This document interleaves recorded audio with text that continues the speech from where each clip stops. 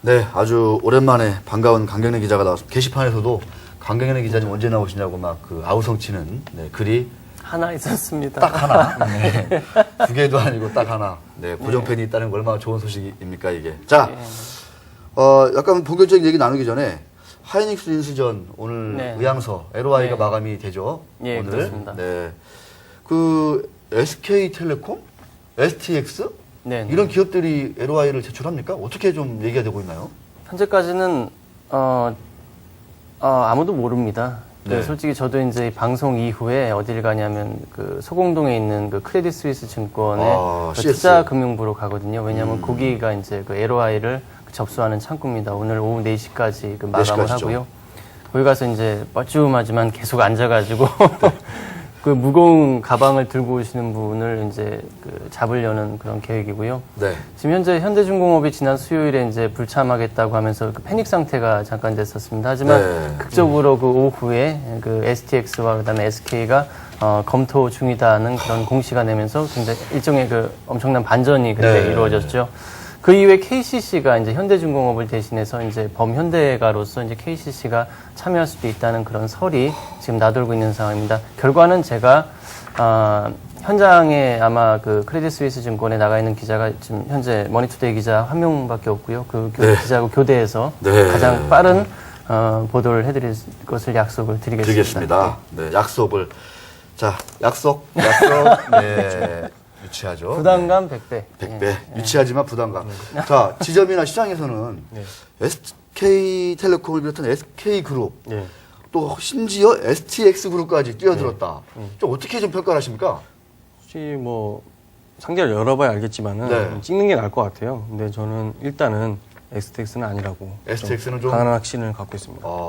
STX는 좀 벅차다. 한마디로 얘기하면. 한번 찔러보는 게 아닌가.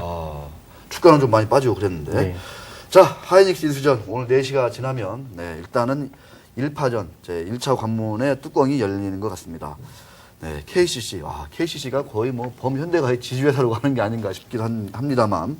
네. 자, 강경래 기자. 오늘은 그 This is IT 어떤 기업을 진짜 간만에 좀 소개해 주실 건가요? 네, 오늘 소개해 드릴 기업은 엠텍비전입니다.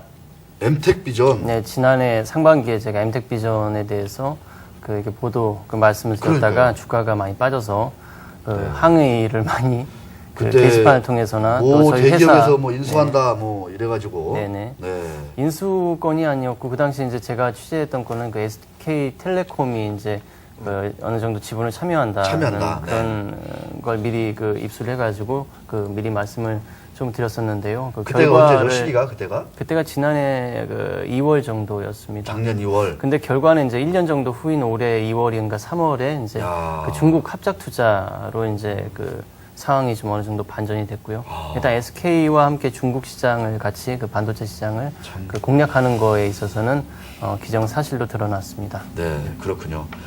자, 그때 당시에 비하면 주가는 참 많이 빠졌습니다.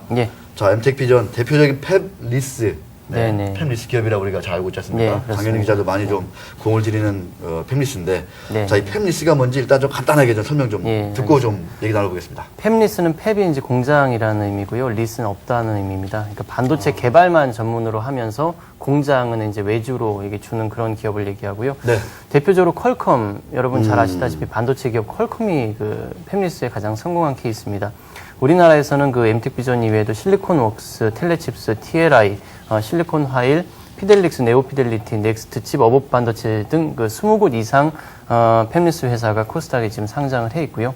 이 기업들이 이제 동부 하이텍이나 하나마이크론, 시그네틱스, 세미텍 같은 그런 반도체 전후 공정 업체들한테 반도체 생산을 위탁하고 있습니다. 그렇군요. 네.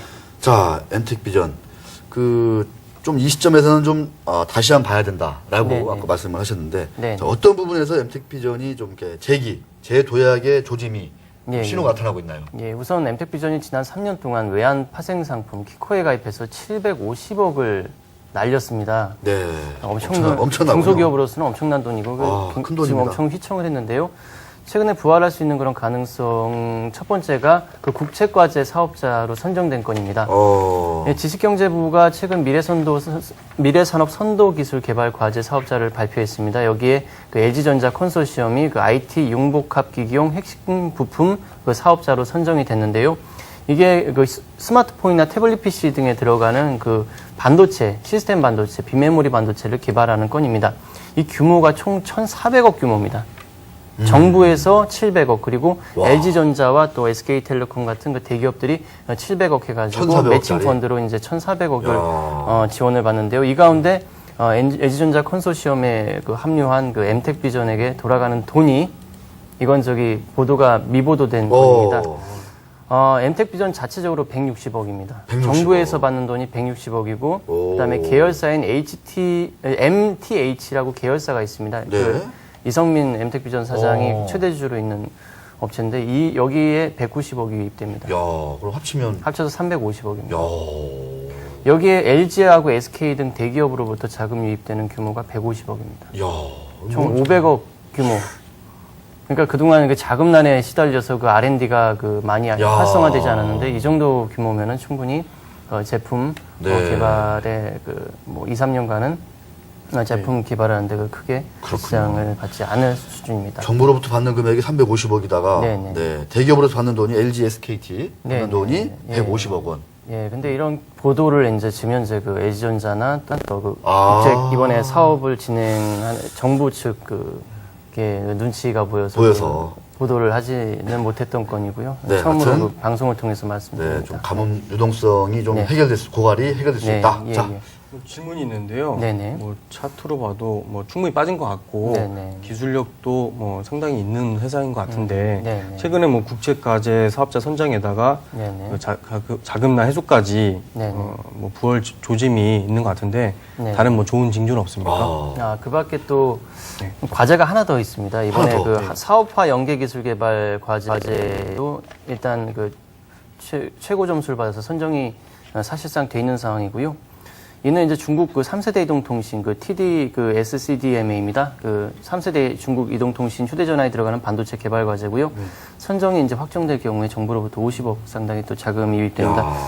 그리고 또 그 아까 말씀 주신 대로 이제 그 국책 사업 이외에 이제 그 또 어떤 다른 부활이 거. 예상되는 이유가 올 하반기에 이제 그동안 이제 한 3년 가까이 준비했던 여러 그 신사업들이 올 하반기에 그 대거 그 수면 위로 떠오릅니다. 야. 대표적으로 자동차용 반도체입니다. 자동차 반도체 가지고 그 CNS가 이유 없이 또 많이 주목을 받는데요. 그러니까요. 거기 실체가 없는 오. 실체가 없거나 좀 미미한 회사인데도 CNS 주목받는데 되게 주가도 예. 많이 막 올라오고 그랬었는데. 예, 예. 네.